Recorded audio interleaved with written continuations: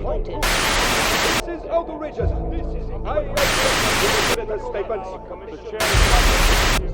We need a system where the politicians sit down and discuss the problem. Agree what's in the best interest of all the people, and then do it. The trouble is that people don't always agree. Well, then they should be made to. By whom? Who's gonna make them? Someone.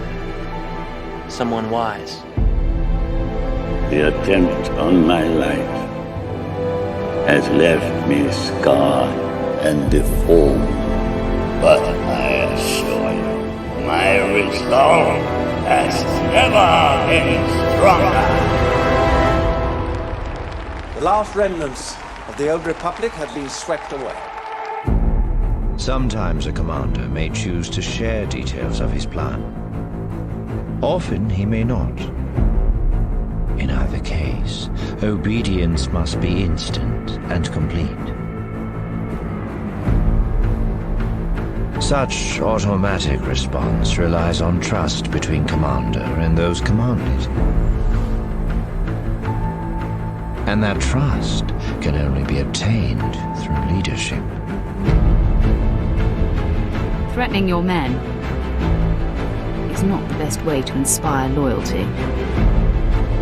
I need results more than loyalty. We were on the verge of greatness. We were this close to providing peace and security for the galaxy. As hostages. As heroes of the Empire. I have brought peace, freedom, justice, and security to my new empire.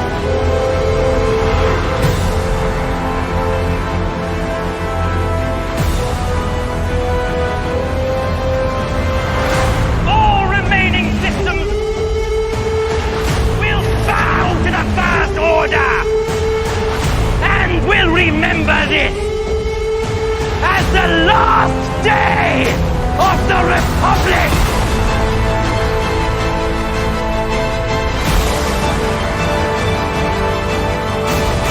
Those who stand tall in history are supported by 1,000 nameless faces.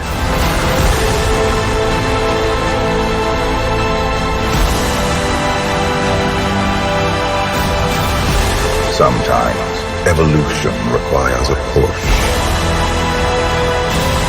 or a sacrifice.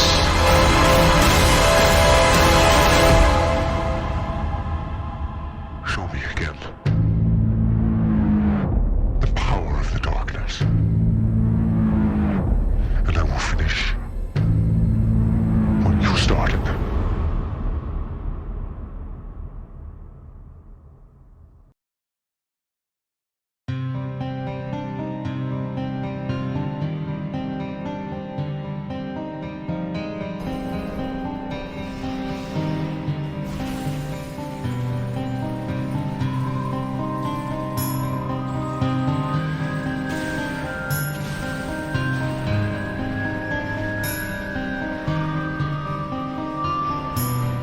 Was many a misty morning past, and that the tempest left black Raven's Bay, setting sail for lands unknown, seeking fortune along the way. All men aboard bid their ladies farewell as the ship left the harbor astern, and the tempest sailed off out into the mist, never to return.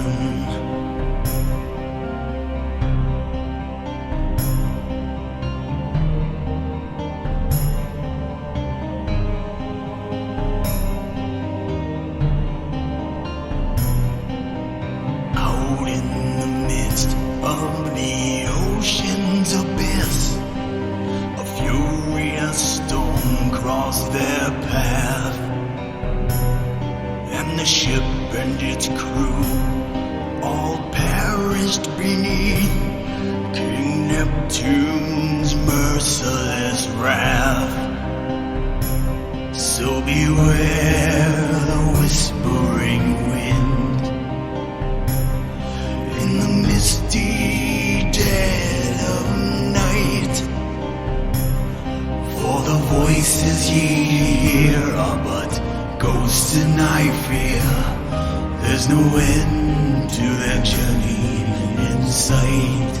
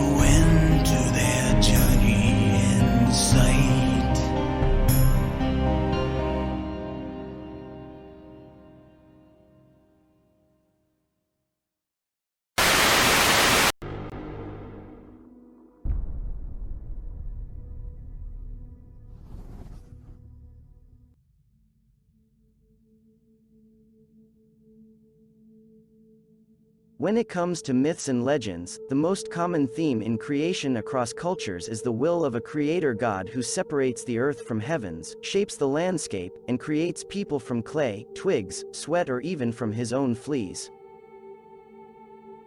In ancient Egyptian mythology, this god was Amun, the divinity who brought himself into existence, then followed the creation of every single thing in the universe. As we don't know much about this entity, let's first take a look to whom he was before he started to be referred to as Amun-Ra, the Egyptian god creator without limit. According to the myth, Amun was the chief god throughout most of Egyptian history, the lord of the sky and almighty king of the Egyptian world. He is perceived as the deity present in chaos at the creation of the cosmos, the mysterious creator god whose name meant the Hidden One. Although Amun's true form was said to be unknowable, he was most commonly portrayed as a bearded man, as a pharaoh in the prime of life wearing a turban surmounted by two long feathers, symbolic of dominance over both Upper and Lower Egypt. Originally, the god was painted with red-brown skin but was later shown depicted all blue, illustrating his union with the sky and primordial creation, and appeared in a wide variety of other forms. His origins are said to be obscure, but Amun and his female counterpart were part of the group of the 8 primordial deities who came to be known as the Ogdoad of Hermopolis. They were listed among the divine protectors of the kings mentioned in the pyramid texts, representing the invisible power. As early as the Middle Kingdom, Amun had been linked with another deity to become the embodiment of male's virility and sexual potency. And from thereforth, he earned epithets followed by theories rising around his own birth and how he populated the world. Through the name Amun-Min, he gained the epithet Kamutif, meaning the bull of his mother, depicting an ithyphallic self-generating god. a figure that came from the notion that since he was the first god formed, he could not have had a father and therefore had to impregnate his own mother. Amun-Ra was the mysterious originator of all life, and was known as the one who made himself into millions. In the temples of Thebes he was given a partner in the form of a royal priestess known as the god's wife. As a traveler from distant stars, escaped from a dying world looking for a way to extend his own life. His body decaying and weak, he couldn't prevent his own demise. Apparently his whole species was becoming extinct. So he traveled or searched the galaxies looking for a way to cheat death. And look here, he came to a world rich with life, where he encountered a primitive race, humans. A species which, with all his powers and knowledge, he could maintain indefinitely. He realized within a human body he had a chance for a new life.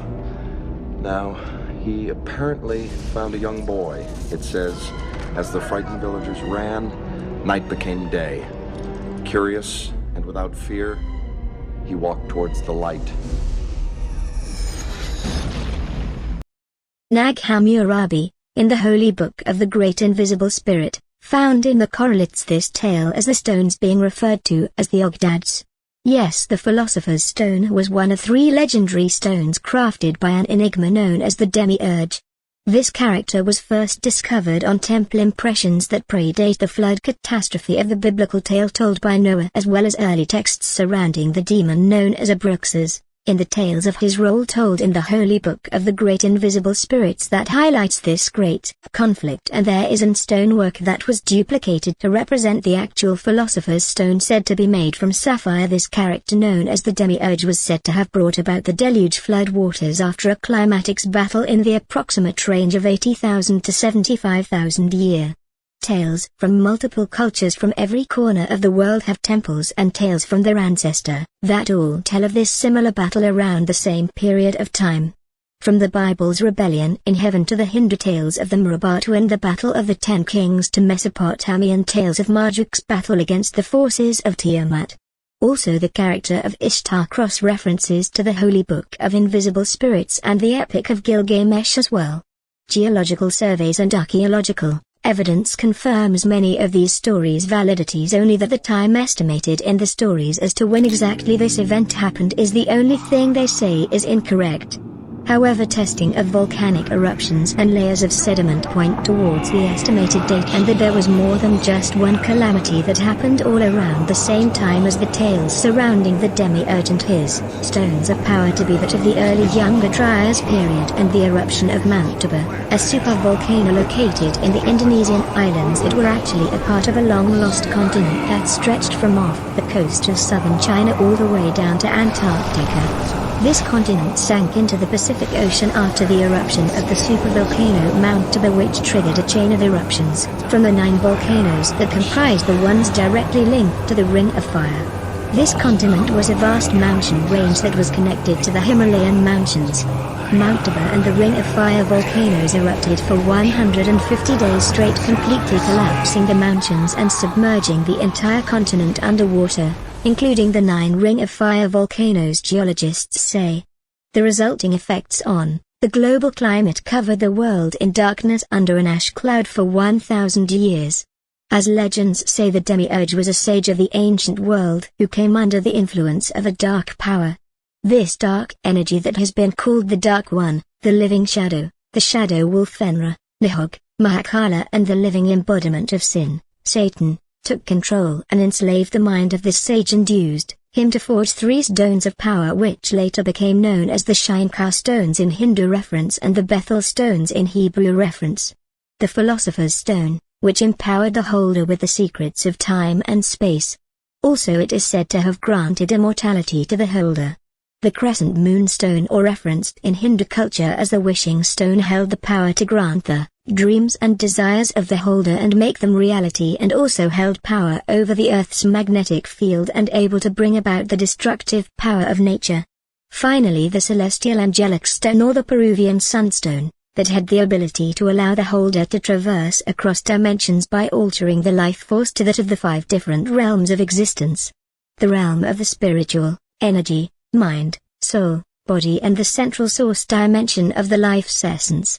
This physical realm is the realm of the body. The 5th dimension was said to be heaven because the guardian of that realm is the bearer of all life essence. There are tales that say there are more than that. However, the Norse culture states there are 9 realms, and Hebrew biblical references that state there are 9 celestial heavens, by which is transferred that so above so it is below. Ancient cultures that tell of Lemuria dating back 1.5 million years ago state there are 12 realms, as that each level of chakra was in itself a remnant of that realm, that's presence was still embedded with the universe around us and is a part of our body's composition within each life form that is born. Together with these 3 stones the demiurge laid waste and quickly conquered almost all the kingdoms of the world at that time, but his conquest ended with a climatic battle of all the kingdoms descending upon him in a revolt in the region off the coastline of India, China, and what is now the Philippines, New Zealand and Indonesia, which was at the time a large mountain range known as Fire Mountain because of their ring of fire volcanic chains that at that time were above sea level, and its borders were separated by this mountain. Atop the mountain it is said that the final battle was fought between the heroic characters portrayed as Vishnu in Hindu tales and Marduk by Babylonian tales against Sudra in Hindu and Danu in Babylonian. At the moment of his death it is said that Sudras unleashed the flood waters of the deluge and flooded the world. Also, correlating this tale are geological surveys that state about that time is when Mount Toba, a supervolcano located in Indonesia in our current time, erupted with an approximate date of eruption around 75,000 years ago, which was just one of multiple cataclysmic events that occurred around the same time. Mount Toba triggered a chain of eruptions that lasted about 150 days in total before stopping, covering the world with ash in just 2 days. Also around this time 3 meteors struck the Earth around the coastal area of Africa, India and the Caribbean island, causing catastrophic flooding. Also, to add to this, it is said that there is evidence that at this time the magnetic field became weak and the polar caps may have flipped at that time. Each catastrophe separated by about 10,000 years apart from each other. These 3 events brought about the end of the age of life on the planet at that time. Mankind almost disappeared from the planet into extinction, as there is still a large gap of time on between their Neolithic man who lived during that era and the current evolution of man.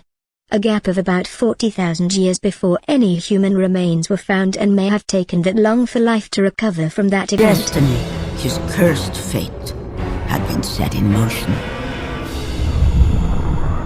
The loss of his brother would leave an indelible mark on him, a memory he could not forget. As he vowed never to falter again, Kratos adorned a red tattoo on his body in honor of Deimos, a tattoo in the very image of his brother's birthmark.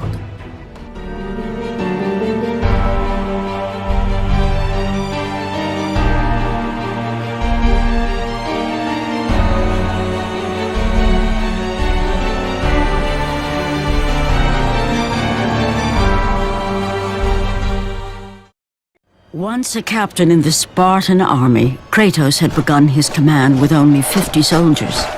But soon his numbers grew to the thousands. His tactics were brutal, but effective. Drunk with power, he was feared by all, except one. His wife was the only one to brave his fury. How much is enough, Kratos? When will it end? When the glory of Sparta is known throughout the world. The youngest and boldest captain in the Spartan army, Kratos inspired fierce loyalty in his men. It had always been enough to carry them through any battle.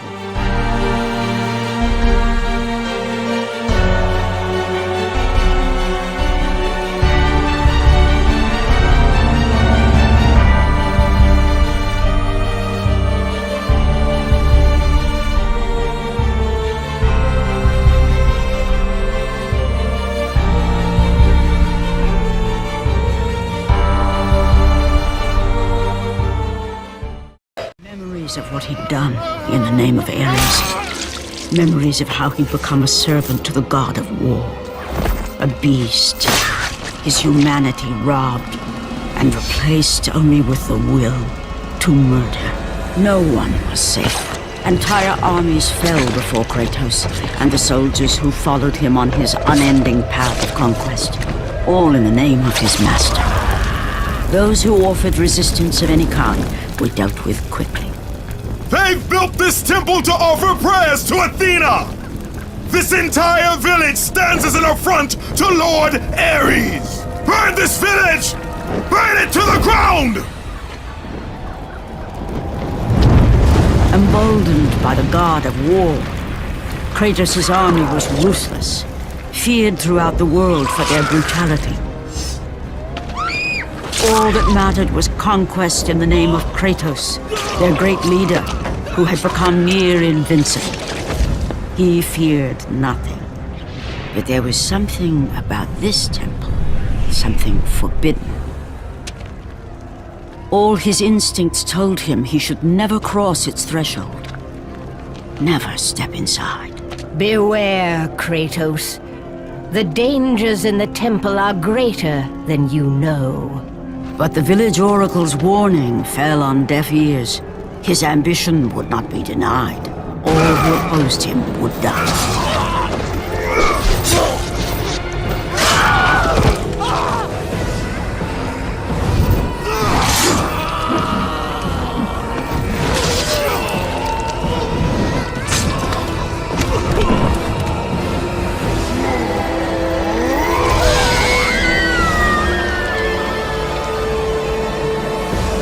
In that instant, the glory he had reveled in turned to horror. For how could he forget spilling the blood of his own family? A cruel trick orchestrated by the god of war. My wife, my child, how? They were left in Sparta. You are becoming all I'd hoped you'd be, Kratos. Now, with your wife and child dead, nothing will hold you back. You'll become even stronger. You will become death itself. But as the flames consumed the temple, Kratos realized his true enemy was the god who once saved his life. The same god who had now taken everything from him. Ares! From this night forward, the mark of your terrible deed will be visible to all. The ashes of your wife and child will remain fastened to your skin, never to be removed. And with that curse, all would know him for the beast he had become. His skin white with the ash of his dead family. A ghost of Sparta had been born.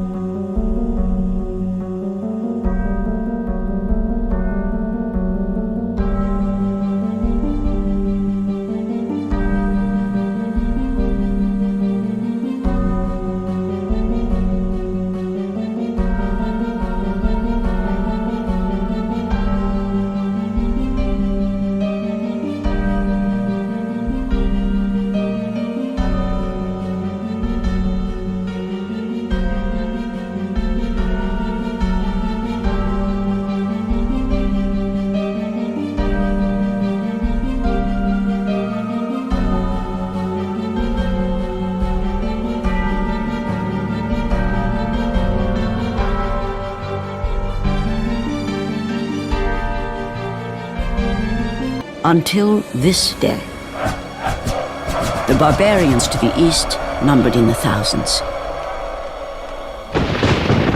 and descended on the Spartans without mercy.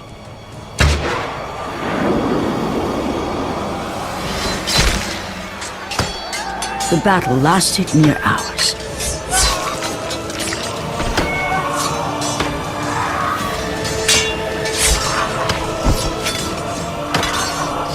The discipline and training of the Spartans did little to stem the tide of the merciless barbarians.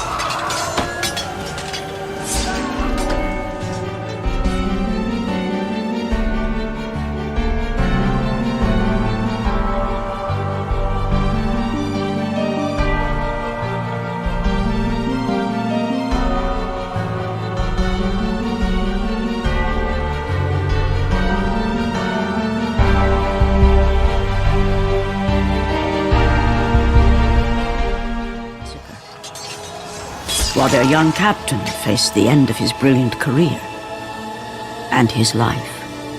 But to Kratos, victory was worth any price, even his soul. Ares! Destroy my enemies, and my life is yours!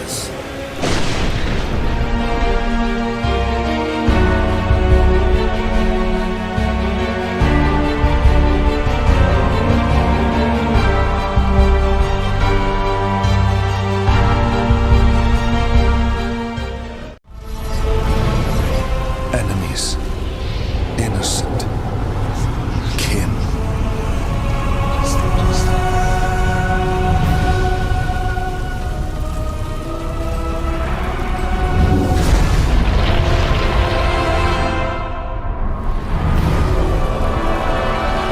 Your bond is complete. What's done is done. It cannot be undone.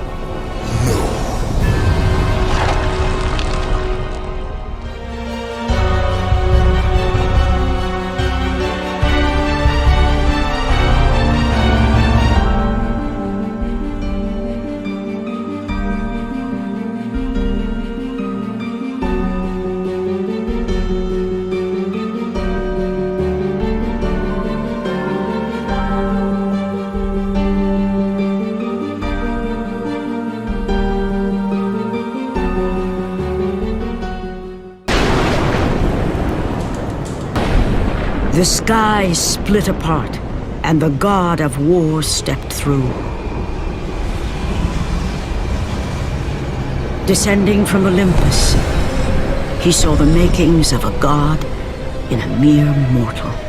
Ares would save Kratos. He would turn him into the perfect warrior, his servant on Earth. Only a simple pledge of loyalty was required. My life is yours, Ares. From this day, I shall carry forth your will.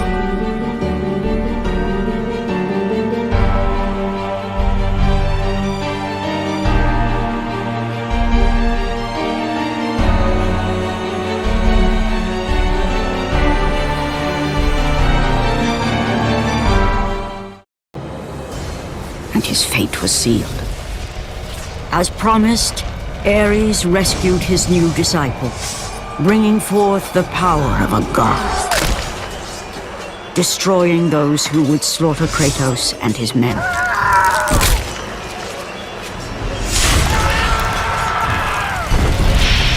As for Kratos, no mere sword and shield would befit the newest servant of the god of war.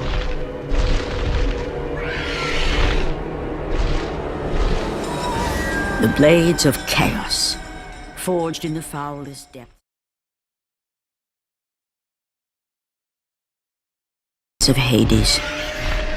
Once attached, the chains remained so, chained and seared to the flesh, a part of the bearer's body, a permanent reminder of Kratos' pledge.